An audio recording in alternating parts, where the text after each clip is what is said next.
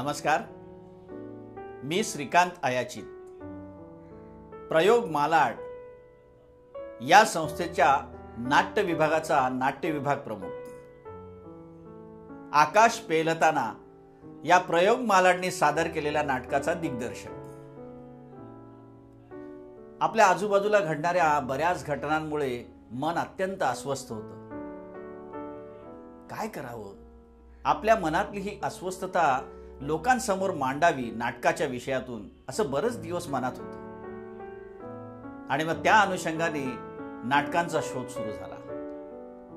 अनेक नाटकं वाचली मी। मन अस्वस्थ होतं। आपल्या मनातल्या भावना व्यक्त करण्यासाठी नाटक हे माध्यम मी निवडलेलं होतं। गेली 35 वर्ष मी या क्षेत्रात काम करतोय। नाटकं अनेक वाचली आणि ही नाटकं वाचत असताना अनिल बर्वेंचं आकाश पेलताना हे नाटक माझ्या वाचनात आलं आणि मला वाटलं, येस, माझ्या मनातल्या अस्वस्थतेला वाचा फोडणारं किंवा माझ्या मनातली अस्वस्थता मला लोकांसमोर सादर करण्यासाठी अत्यंत योग्य विषय असलेलं नाटक मला सापडलेलं आहे। मला माफ कर बाबे। राजा, हीच माणसा, अरे काय केलं ते?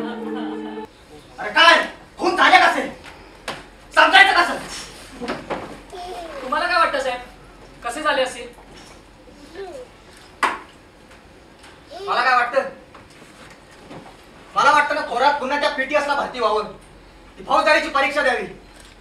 त्याला 17 वर्ष काढली या चौकीवर, पण ही असली भानगड कधी झाली नव्हती। एक सल्ला द्यायला। सल्ला? कसला?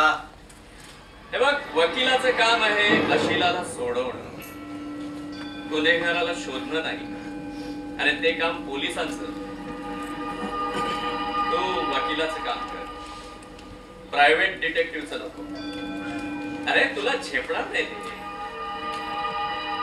जाधवरावाची त्याच्या घरात क्रॉस ठेवून, सब इन्स्पेक्टर थोराताला पार्टी देऊन किंवा ऑडिट रिपोर्ट वाचून काहीही साधणार नाही।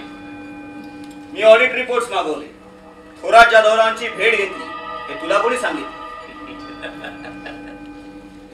बाप्पा, पुढारी व्हायचं म्हणजे नुसता लोकांवर विश्वास ठेवून नाही चालत, लोकांवर नजर ठेवावी लागते, नजर।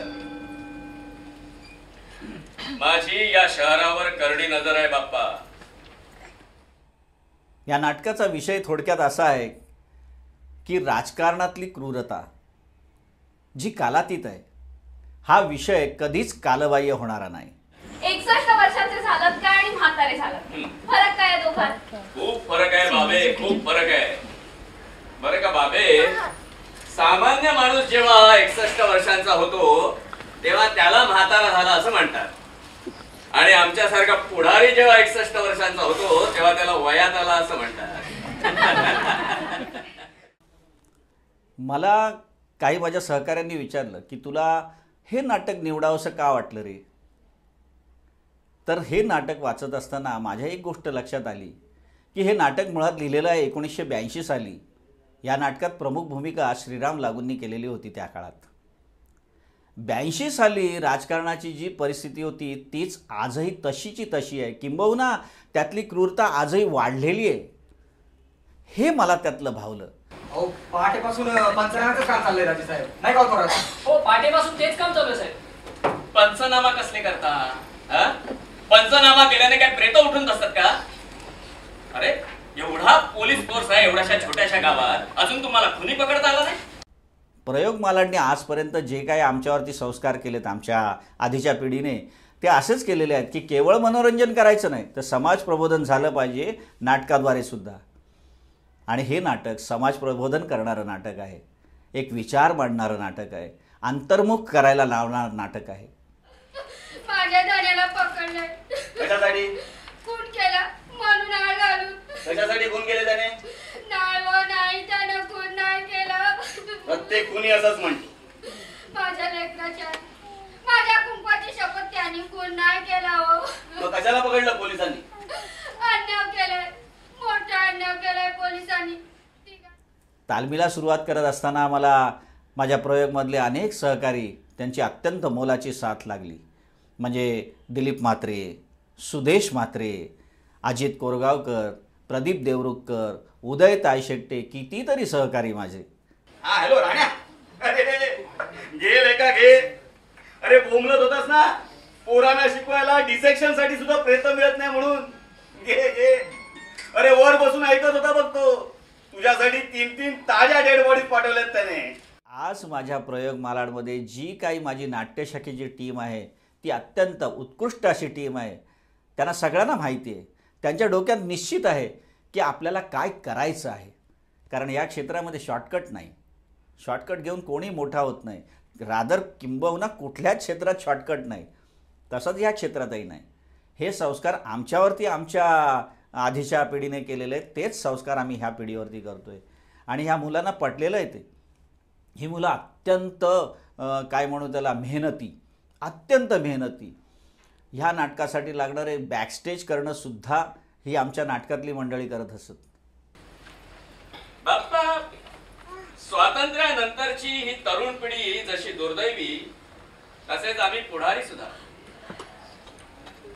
महात्मा गांधी केवढा मोठा नेता, अरे पण किती सुखी. जनता त्याच्याकडे फक्त एकच मागत होती, स्वातंत्र्य, सर्वांसाठी स्वातंत्र्य, बस. पण आता प्रत्येक जण आमच्याकडे काही ना काहीतरी मागतोच आहे. कुणाला कंत्राट, कुणाला लायसन्स, कुणाला वशिला, नोकरी, बढती, कुणाला काही, कुणाला काही. प्रत्येकाला आमच्याकडून काही ना काहीतरी हवंय. कसं देता येणार ते? आणि मग असा न देता येणारा पुढारी काय कामाचा? नवसाला न पावणारा देव सुद्धा चालत नाही या लोकांना.